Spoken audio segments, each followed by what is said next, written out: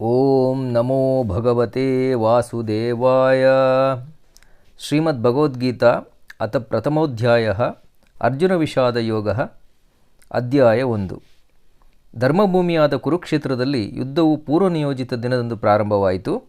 ಸತತವಾಗಿ ನಡೆಯುತ್ತಿದ್ದ ಯುದ್ಧದ 10ನೇ ದಿನದಂದು ಕೌರವ ಪಕ್ಷದ ಮಹಾಸೇನಾನಿಯಾದ ಭೀಷ್ಮ ಪಿತಾಮಹರು ರಣರಂಗದಲ್ಲಿ ಕೆಡವಲ್ಪಡುತ್ತಾರೆ. ಯುದ್ಧಕ್ಕೆ ಮುಂಚಿತವಾಗಿ ಸಂಜಯನಿಗೆ ರಣರಂಗದಲ್ಲಿ ನಡೆಯುವ ಎಲ್ಲ ಘಟನೆಗಳನ್ನು ಅಂತಃಚಕ್ಷುವಿನಿಂದ ತಿಳಿದುಕೊಳ್ಳುವ ವಿಶೇಷ ಸಾಮರ್ಥ್ಯವನ್ನು ಆತನ ಗುರುಗಳಾದ ವ್ಯಾಸ ಮಹರ್ಷಿಗಳು ಅನುಗ್ರಹಿಸಿದ್ದರು. ಭೀಷ್ಮ ಪಿತಾಮಹರು ಗಾಯಗೊಂಡು ಯುದ್ಧಭೂಮಿಯಲ್ಲಿ ಬಿದ್ದ ವಿಚಾರವನ್ನು ಸಂಜಯನು ತನ್ನ ಒಡೆಯನಾದ ಮಹಾರಾಜ ಧೃತರಾಷ್ಟ್ರನಿಗೆ ತಿಳಿಸಲು ಹಸ್ತಿನಾಪುರಕ್ಕೆ ಧಾವಿಸುತ್ತಾನೆ. ಸೇವಕ ಸಂಜಯನಿಂದ ವಿಷಯವನ್ನು ತಿಳಿದ ಧೃತರಾಷ್ಟ್ರನು ದುಃಖಿತನಾಗಿ ರಣರಂಗದಲ್ಲಿ ಹಿಂದಿನ 10 ದಿನಗಳಲ್ಲಿ ನಡೆದ ಘಟನೆಗಳನ್ನು ತಿಳಿದುಕೊಳ್ಳುವುದಕ್ಕಾಗಿ ಸಂಜಯನನ್ನು ಪ್ರಶ್ನಿಸುತ್ತಾನೆ.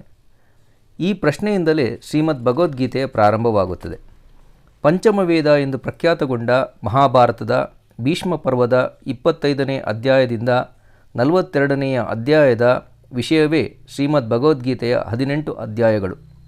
ತನ್ನ ಗೆಳೆಯ ಹಾಗೂ ಪಾಂಡುಪುತ್ರನಾದ ಅರ್ಜುನನಿಗೆ ಸಾರಥ್ಯವನ್ನು ವಹಿಸಿದ ಶ್ರೀಕೃಷ್ಣನು ಶ್ರೀಮದ್ ಭಗವದ್ಗೀತೆಯನ್ನು ಬೋಧಿಸಿದ್ದು ಯುದ್ಧದ ಪ್ರಥಮ ದಿವಸದಿಂದಾದರೂ ಭಗವದ್ಗೀತಾ ಬೋಧನೆಯು ಲೋಕಕ್ಕೆ ತಿಳಿದು ಬಂದದ್ದು ಯುದ್ಧದ 10ನೆಯ ದಿನದಂದು, ಅಂದರೆ ಸಂಜಯನು ಧೃತರಾಷ್ಟ್ರನಿಗೆ ಯುದ್ಧದ ವಿವರವನ್ನು ಅರುಹಿದಾಗ ಎಂಬುದನ್ನು ಗಮನಿಸಬೇಕು. ಧೃತರಾಷ್ಟ್ರನು ಕೇಳಿದನು, ಎಲೈ ಸಂಜಯನೇ, ಧರ್ಮಭೂಮಿಯಾದ ಕುರುಕ್ಷೇತ್ರದಲ್ಲಿ ಯುದ್ಧ ಮಾಡುವ ಇಚ್ಛೆಯಿಂದ ಬಂದು ಸೇರಿದ ನನ್ನ ಪುತ್ರರು ಮತ್ತು ಪಾಂಡುಪುತ್ರರು ಏನು ಮಾಡಿದರು? ಸಂಜಯನು ಹೇಳಿದನು, ಎಲೈ ರಾಜನೇ, ಪಾಂಡುಪುತ್ರರು ಮಾಡಿದ ವ್ಯೂಹರಚನೆಯನ್ನು ನೋಡಿ ರಾಜನಾದ ದುರ್ಯೋಧನನು ಗುರು ದ್ರೋಣಾಚಾರ್ಯರ ಬಳಿಗೆ ಹೋಗಿ ಹೀಗೆ ಹೇಳುತ್ತಾನೆ. ಆಚಾರ್ಯರೇ, ಬುದ್ಧಿವಂತನಾದ ತಮ್ಮ ಶಿಷ್ಯನಾದ ದೃಪದ ಪುತ್ರನು ಬಹಳ ನಿಪುಣತೆಯಿಂದ ರಚಿಸಿದ ಪಾಂಡವರ ವಿಶಾಲವಾದ ಸೈನ್ಯವನ್ನು ನೋಡಿರಿ. ಈ ಸೈನ್ಯದಲ್ಲಿ ಭೀಮಾರ್ಜುನರಿಗೆ ಸರಿಸಾಟಿಯಾಗಿ ಹೋರಾಡಬಲ್ಲ ವೀರರು, ಮಹಾರಥಿಗಳಾದ ಯುಯುಧಾನ, ವಿರಾಟ, ದೃಪದ ಮೊದಲಾದ ಧನುರ್ಧಾರಿಗಳೂ ಇದ್ದಾರೆ. ಇವರೊಂದಿಗೆ ದೃಷ್ಟಕೇತು, ಚೇಕಿತಾನ, ಕಾಶಿರಾಜ, ಪುರುಜಿತ್, ಕುಂತಿಭೋಜ ಮತ್ತು ಶೈಬ್ಯರಂತಹ ಶಕ್ತಿವಂತರಾದ ಯುದ್ಧವೀರರೂ ಇದ್ದಾರೆ. ಪರಾಕ್ರಮಿಯಾದ ಯುಧಾಮನ್ಯು, ಶಕ್ತಿವಂತನಾದ ಉತ್ತಮೌಜ, ಸುಭದ್ರೆಯ ಮಗ ದ್ರೌಪದಿಯ ಪುತ್ರರೂ ಇದ್ದಾರೆ. ಇವರೆಲ್ಲರೂ ಮಹಾರಥಿಗಳೇ ಆಗಿದ್ದಾರೆ. ಅಯ್ಯ ಬ್ರಾಹ್ಮಣೋತ್ತಮರೇ, ಈ ವಿಷಯವೂ ಸಹ ತಮಗೆ ಸರಿಯಾಗಿ ತಿಳಿದಿರಲಿ ಎಂಬ ಉದ್ದೇಶದಿಂದ ನಮ್ಮ ಸೇನೆಯನ್ನು ಸಮರ್ಥವಾಗಿ ನಡೆಸಬಲ್ಲ ಸೇನಾ ನಾಯಕರು ಯಾರ್ಯಾರಿದ್ದಾರೆ ಎಂಬುದನ್ನು ನಾನು ಹೇಳಬಯಸುತ್ತೇನೆ. ದಯಮಾಡಿ ಕೇಳಿ. ಯುದ್ಧಗಳಲ್ಲಿ ಯಾವಾಗಲೂ ಜಯವನ್ನೇ ಸಾಧಿಸಲು ಸಮರ್ಥರಾದ ತಾವು ಭೀಷ್ಮರು, ಕರ್ಣ, ಕೃಪಾಚಾರ್ಯರು, ಅಶ್ವತ್ಥಾಮ, ವಿಕರ್ಣ, ಸೋಮದತ್ತನ ಮಗ ಭೂರಿಶ್ರವ ಮೊದಲಾದವರೂ ಇದ್ದಾರೆ. ಇವರಲ್ಲದೆ ಇನ್ನೂ ಬೇರೆ ಬೇರೆ ಆಯುಧಗಳನ್ನು ಪ್ರಯೋಗಿಸಿ ಯುದ್ಧ ಮಾಡಲು ಸಮರ್ಥರಾದವರು, ಯುದ್ಧ ವಿದ್ಯೆಯಲ್ಲಿ ನಿಷ್ಣಾತರಾದ ಹಲವಾರು ವೀರರು, ನನಗೆ ಬೇಕಾಗಿ ಪ್ರಾಣವನ್ನೇ ತ್ಯಾಗ ಮಾಡಲು ಮುಂದಾದವರು ಅನೇಕರಿದ್ದಾರೆ. ಭೀಷ್ಮರಿಂದ ಸಂರಕ್ಷಿಸಲ್ಪಡುತ್ತಿರುವ ನಮ್ಮ ಸೇನೆಯು ಅಪರಿಮಿತವಾಗಿದೆ, ಲೆಕ್ಕಕ್ಕೆ ಸಿಕ್ಕದಷ್ಟು ದೊಡ್ಡದಾಗಿದೆ. ಆದರೆ ಭೀಮನಿಂದ ರಕ್ಷಿಸಲ್ಪಡುವ ಪಾಂಡವರ ಸೇನೆಯು ಇಂತಿಷ್ಟೇ ಎಂದು ಲೆಕ್ಕ ಮಾಡಿ ಹೇಳಬಹುದಾಗಿದೆ.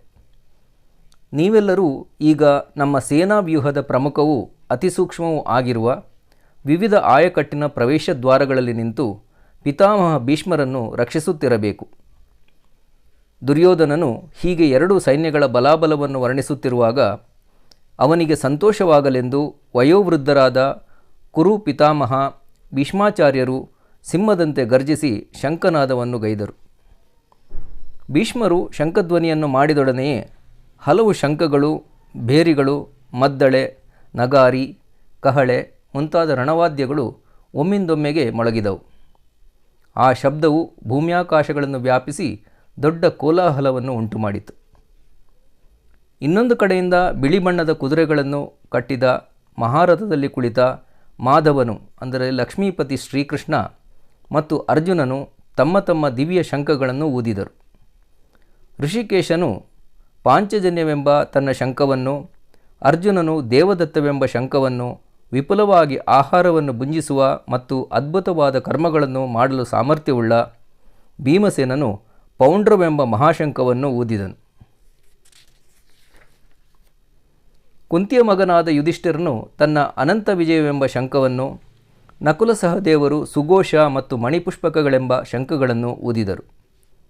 ಪ್ರಖ್ಯಾತ ಧನುರ್ಧಾರಿಯಾದ ಕಾಶಿರಾಜ, ವೀರಯೋಧ ಶಿಖಂಡಿ, ದೃಷ್ಟದ್ಯುಮ್ನ, ವಿರಾಟ, ಅಜೇಯನಾದ ಸಾತ್ಯಕಿ, ದೃಪದರಾಜನು ದ್ರೌಪದಿಯ ಪುತ್ರರು ಅಂದರೆ ಪ್ರತಿವಿಂಧ್ಯ, ಸುತಸೋಮ, ಶ್ರುತಕರ್ಮ, ಶ್ರುತಸೇನ ಮತ್ತು ಶತಾನಿಕ ಮತ್ತು ಮಹಾವೀರನಾದ ಅಭಿಮನ್ಯು, ಸುಭದ್ರಾ ಪುತ್ರ ಇವರೆಲ್ಲರೂ ತಮ್ಮ ತಮ್ಮ ಶಂಖಗಳನ್ನು ಊದಿದರು. ಬೇರೆ ಬೇರೆ ಶಂಖಗಳಿಂದ ಮೊಳಗಿದ ಈ ನಿನಾದವು ಕೋಲಾಹಲವನ್ನು ಉಂಟುಮಾಡಿತು. ಆ ಶಬ್ದವು ಭೂಮ್ಯಾಕಾಶಗಳಲ್ಲಿ ವ್ಯಾಪಿಸಿ ಧೃತರಾಷ್ಟ್ರ ಪುತ್ರರ ಎದೆಯನ್ನು ನಡುಗಿಸಿತು. ಆಗ ಧ್ವಜಾಗ್ರದಲ್ಲಿ ಆಂಜನೇಯನಿರುವ ರಥವನ್ನೇರಿದ್ದ ಪಾಂಡುಪುತ್ರನಾದ ಅರ್ಜುನನು ತನ್ನ ಧನುಸ್ಸನ್ನು ಎತ್ತಿ ಹಿಡಿದು ಬಾಣಪ್ರಯೋಗ ಮಾಡಲು ಸಿದ್ಧನಾಗಿ ಅಲ್ಲಿ ಯುದ್ಧ ಮಾಡಲು ಕಾತುರರಾಗಿ ನಿಂತ ಕೌರವರನ್ನು ನೋಡಿ ಋಷಿಕೇಶನಾದ ಶ್ರೀಕೃಷ್ಣನನ್ನು ಸಂಬೋಧಿಸಿ ಹೀಗೆ ಹೇಳಿದನು: ಎಲೈ ಅಚ್ಯುತನೇ, ನಮ್ಮೊಡನೆ ಹೋರಾಡಲು ಉತ್ಸಾಹದಿಂದ ಇಲ್ಲಿಗೆ ಬಂದು ಸೇರಿದವರನ್ನೆಲ್ಲ ಕಾಣಲು ಅನುಕೂಲವಾಗುವಂತೆ ನಮ್ಮ ಈ ರಥವನ್ನು ಎರಡೂ ಸೇನೆಗಳ ಮಧ್ಯದಲ್ಲಿ ನಿಲ್ಲಿಸು. ನಾನು ಯಾರೊಡನೆ ಯುದ್ಧ ಮಾಡಬೇಕೆಂಬುದನ್ನು ಸರಿಯಾಗಿ ನೋಡಿ ತಿಳಿಯಲು ಬಯಸುತ್ತೇನೆ. ಲೋಭದಿಂದ ಬುದ್ಧಿಗೆಟ್ಟ ಆ ಕೌರವನಿಗೆ ಯುದ್ಧದಲ್ಲಿ ಜಯವಾಗುವಂತೆ ಸಹಾಯ ಮಾಡಲು ಬಂದ ಮಹಾನುಭಾವರನ್ನು ನಾನು ನೋಡಲಿಚ್ಛಿಸುತ್ತೇನೆ. ಸಂಜಯನು ಹೇಳಿದನು: ಅಯ್ಯ ಭರತ ವಂಶಜನೇ, ಅರ್ಜುನನ ಮಾತನ್ನು ಕೇಳಿ ಶ್ರೀಕೃಷ್ಣನು ತನ್ನ ಶ್ರೇಷ್ಠವಾದ ರಥವನ್ನು ಎರಡೂ ಸೇನೆಗಳ ಮಧ್ಯದಲ್ಲಿ ನಿಲ್ಲಿಸಿದನು. ಯುದ್ಧಕ್ಕೆ ಸಿದ್ಧರಾಗಿ ನಿಂತಿರುವ ಭೀಷ್ಮಾಚಾರ್ಯರು, ಗುರು ದ್ರೋಣರು ಮೊದಲಾದ ಮುಖಂಡರ ಮುಂದೆ ಶ್ರೀಕೃಷ್ಣನು, ಅರ್ಜುನ, ಯುದ್ಧಾತುರರಾಗಿ ಇಲ್ಲಿ ನಿಂತಿರುವ ಕೌರವರನ್ನು ನೋಡು ಎಂದು ಹೇಳಿದನು. ಎರಡೂ ಸೇನೆಗಳಲ್ಲಿ ತನಗೆ ಇದಿರಾಗಿ ನಿಂತಿರುವ ಪಿತೃಪಿತಾಮಹರನ್ನು, ವಿದ್ಯೆ ಕಲಿಸಿದ ಆಚಾರ್ಯರನ್ನು, ಮಾವಂದಿರನ್ನು, ಭಾವಂದಿರನ್ನು, ಸಹೋದರರನ್ನು, ಪುತ್ರರನ್ನು, ಮೊಮ್ಮಕ್ಕಳನ್ನು, ಗೆಳೆಯರನ್ನು, ಹಿತೈಷಿಗಳನ್ನು ಅರ್ಜುನನು ನೋಡಿದನು. ರಕ್ತ ಸಂಬಂಧಿಕರನ್ನು, ಆಪ್ತರನ್ನು, ಮಿತ್ರನನ್ನು ನೋಡಿದ ಕುಂತಿಪುತ್ರನಾದ ಅರ್ಜುನನ ಹೃದಯಾಂತರಾಳದಲ್ಲಿ ಕರುಣಾಭಾವವು ಉಕ್ಕೇರಿತು. ದುಃಖಿತನಾಗಿ ಕೃಷ್ಣನನ್ನು ಸಂಬೋಧಿಸಿ ಅವನು ಹೀಗೆ ನುಡಿದನು: ಅರ್ಜುನನು ಹೇಳಿದನು, ಹೇ ಕೃಷ್ಣ, ಪರಸ್ಪರ ವೈರಭಾವದಿಂದ ಹೋರಾಡಲು ಉತ್ಸಾಹದಿಂದ ಬಂದ ನನ್ನವರನ್ನೇ ಕಂಡಾಗ ನನ್ನ ಅಂಗಾಂಗಗಳೆಲ್ಲ ನಡುಗುತ್ತಿವೆ, ಬಾಯಿಯು ಪಸೆ ಆರಿ ಒಣಗುತ್ತಿದೆ, ನನ್ನ ದೇಹ ಕಂಪಿಸುತ್ತಿದೆ, ಇಡೀ ಮೈಯಲ್ಲಿ ರೋಮಾಂಚನವಾಗುತ್ತಿದೆ, ಕೈಯಲ್ಲಿ ಎತ್ತಿ ಹಿಡಿದ ಗಾಂಡೀವ ಧನಸ್ಸು ತಾನಾಗಿ ಜಾರುತ್ತಿದೆ, ಮೈ ಉರಿಯುತ್ತಿದೆ. ಹೇ ಕೇಶವ, ಕೇಶಿ ರಾಕ್ಷಸನನ್ನು ಕೊಂದ ಶ್ರೀಕೃಷ್ಣನೇ, ನನಗೆ ನೆಟ್ಟಿಗೆ ನಿಲ್ಲಲು ಕೂಡ ಸಾಧ್ಯವಾಗುತ್ತಿಲ್ಲ. ನಾನು ನನ್ನನ್ನೇ ಮರೆತಂತಾಗಿದೆ. ನನ್ನ ಮನಸ್ಸು ಯದ್ವಾ ತದ್ವಾ ಅಲೆದಾಡುತ್ತಿದೆ. ನನಗೇಕೋ ಆಪತ್ತಿನ ಶಕುನಗಳೇ ಕಾಣಿಸುತ್ತವೆ. ಹೇ ಕೃಷ್ಣ, ಈ ಸಂಗ್ರಾಮದಲ್ಲಿ ನನ್ನ ಆಪ್ತರನ್ನೇ ಕೊಲ್ಲುವುದರಿಂದ ಯಾವುದೇ ಒಳಿತಾದೀತೆಂದು ನನಗೆ ತೋರುವುದಿಲ್ಲ. ಇದರಿಂದ ಬರುವ ಜಯವನ್ನಾಗಲಿ, ರಾಜ್ಯಾಧಿಕಾರವನ್ನಾಗಲಿ, ಆ ಅಧಿಕಾರದಿಂದ ಬರುವ ಸುಖವನ್ನಾಗಲಿ ನಾನು ಬಯಸುವುದಿಲ್ಲ. ಹೇ ಗೋವಿಂದ, ನಮಗೆ ಈ ರಾಜ್ಯ, ಸುಖ ಅಥವಾ ಇಂತಹ ಬದುಕಿನಿಂದ ಯಾವ ಲಾಭ ಬರಲಿಕ್ಕಿದೆ? ಯಾವ ಜನರ ಸುಖಕ್ಕಾಗಿ ನಾವು ಈ ರಣರಂಗದಲ್ಲಿ ಬಂದು ನಿಂತಿರುವೆವೋ ಅವರೇ ಇಲ್ಲಿ ನಮ್ಮ ಮುಂದೆ ನಿಂತಿರುವುದನ್ನು ನಾನು ಕಾಣುತ್ತಿದ್ದೇನೆ. ಓ ಮಧುಸೂದನ, ಗುರುಗಳು, ಹಿರಿಯರಾದ ಬಂಧುಗಳು, ಪುತ್ರರು, ಪಿತಾಮಹರು, ಮಾವಂದಿರು, ಮೊಮ್ಮಕ್ಕಳು, ಭಾವಂದಿರು ಹಾಗೂ ಇತರ ಎಲ್ಲ ಬಂಧುಗಳು ತಮ್ಮ ಸಂಪತ್ತು ಹಾಗೂ ಪ್ರಾಣಗಳನ್ನೇ ಕೊಡಲು ತಯಾರಾಗಿ ನನ್ನ ಮುಂದೆ ನಿಂತಿರುವಾಗ ಅವರನ್ನು ಸಂಹರಿಸಲು ನಾನು ಮುಂದಾಗಬೇಕೇ? ಬೇಕಿದ್ದರೆ ಅವರೇ ನನ್ನನ್ನು ಕೊಂದು ಹಾಕಲಿ, ನನಗೇನು ಚಿಂತೆ ಇಲ್ಲ. ಇವರೊಡನೆ ಹೋರಾಡಲು ನಾನು ಸರ್ವತಾ ಸಿದ್ಧನಾಗಿಲ್ಲ. ಎಲೈ ಜನಾರ್ದನ, ಈ ಯುದ್ಧದಲ್ಲಿ ಜಯಿಸಿದ್ದರಿಂದ ನಮಗೆ ಈ ಭೂಮಿಯ ಮೇಲಿನ ಅಧಿಕಾರದ ವಿಷಯವನ್ನು ಬಿಡು. 3 ಲೋಕಗಳ ಅಧಿಪತ್ಯ ಬಂದರೂ ನಮಗದು ಬೇಕಾಗಿಲ್ಲ. ಧೃತರಾಷ್ಟ್ರನ ಪುತ್ರರನ್ನು ಕೊಂದದ್ದರಿಂದ ನಮಗೆಂತಹ ತೃಪ್ತಿ ಅಥವಾ ಸಂತೋಷ ಉಂಟಾದೀತು? ಹೇ ಮಾಧವ, ಇವರೆಲ್ಲ ಆತ ತಾಯಿಗಳೇ ಆಗಿದ್ದರೂ ಈ ಮಹಾಪಾತಕಿಗಳನ್ನು ಕೊಂದರೆ ನಮಗೆ ಪಾಪವೇ ಬಂದೀತು. ಆದ್ದರಿಂದ ಧೃತರಾಷ್ಟ್ರನ ಪುತ್ರರನ್ನು, ಅವರ ಮಿತ್ರರನ್ನು ಕೊಲ್ಲುವುದು ಸರ್ವತಾ ಯೋಗ್ಯವಲ್ಲವೆಂದೇ ನಾನು ಭಾವಿಸುತ್ತೇನೆ. ಇದರಿಂದ ನಮಗೆ ಸಿಗುವ ಲಾಭವೇನು? ನಮ್ಮ ಕುಟುಂಬದವರನ್ನೇ ಕೊಂದು ನಮಗೆ ಸುಖಿಗಳಾಗಿರಲು ಸಾಧ್ಯವೇ? ನಮಗೆ ಬರುವ ಸುಖವಾದರೂ ಯಾವುದು? ಅದು ನಿಜವಾದ ಸುಖವೇ? ಎಲೈ ಜನಾರ್ದನ, ರಾಜ್ಯಾಧಿಕಾರ ತಮಗೆ ಸಿಗುತ್ತದೆ ಎಂಬ ಲೋಭದಿಂದ ಮನಸ್ಸನ್ನು ಕೆಡಿಸಿಕೊಂಡ ಇವರು ತಮ್ಮ ಪರಿವಾರದವರನ್ನು ಕೊಲ್ಲುವುದರಲ್ಲಿ ಹಾಗೂ ಮಿತ್ರರಿಗೆ ದ್ರೋಹ ಬಗೆಯುವುದರಲ್ಲಿ ಯಾವುದೇ ಪಾಪವಿಲ್ಲವೆಂದು ಭಾವಿಸಿದರು. ನಮ್ಮವರನ್ನೇ ಕೊಲ್ಲುವುದು ಮಹಾಪಾಪವೆಂದು ತಿಳಿದ ನಾವು ಇಂತಹ ಮಹಾಪಾತಕವನ್ನು ಮಾಡಲು ಏಕೆ ಮುಂದಾಗಬೇಕು? ಕುಲವನ್ನೇ ಸಂಪೂರ್ಣ ನಾಶ ಮಾಡಿದರೆ ಪರಂಪರೆಯಿಂದ ಬಂದ ಕುಲಧರ್ಮಗಳು ನಾಶವಾಗುತ್ತವೆ. ಉಳಿದವರು ಮುಂದೆ ಅಧರ್ಮವನ್ನೇ ಆಚರಿಸುವಂತಾಗುತ್ತಾರೆ.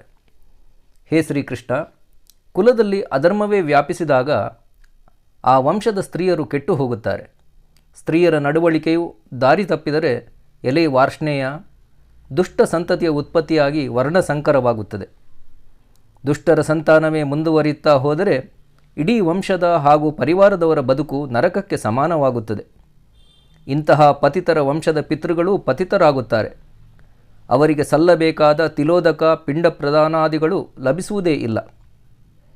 ಕುಲಪರಂಪರೆಯಂತೆ ಆಚರಿಸುತ್ತಾ ಬಂದ ಸತ್ಕರ್ಮಗಳನ್ನು ಮಾಡದೆ ದುಷ್ಟ ಸಂತತಿಯನ್ನೇ ಬೆಳೆಸುತ್ತಾ ಬಂದರೆ ಅವರ ಕೆಟ್ಟ ಕೆಲಸಗಳಿಂದ ಶಾಶ್ವತವಾಗಿ ನಡೆದು ಬಂದ ಕುಲಧರ್ಮಗಳು ನಾಶವಾಗುತ್ತವೆ. ಸಮಾಜ ಕಲ್ಯಾಣ ಕಾರ್ಯಗಳು ನಿಂತೇ ಹೋಗುತ್ತವೆ. ಪ್ರಜಾಪಾಲಕನಾದ ಹೇ ಜನಾರ್ದನ, ಕುಲಧರ್ಮಗಳನ್ನು ನಾಶ ಮಾಡುವವರಿಗೆ ಯಾವಾಗಲೂ ನರಕದಲ್ಲೇ ತೊಳಲಾಡಬೇಕಾದ ದುರ್ದಶೆಯು ತಪ್ಪಿದ್ದಲ್ಲ ಎಂಬ ವಿಚಾರವನ್ನು ನಾನು ಗುರುಗಳ ಉಪದೇಶದಿಂದ ತಿಳಿದಿದ್ದೇನೆ.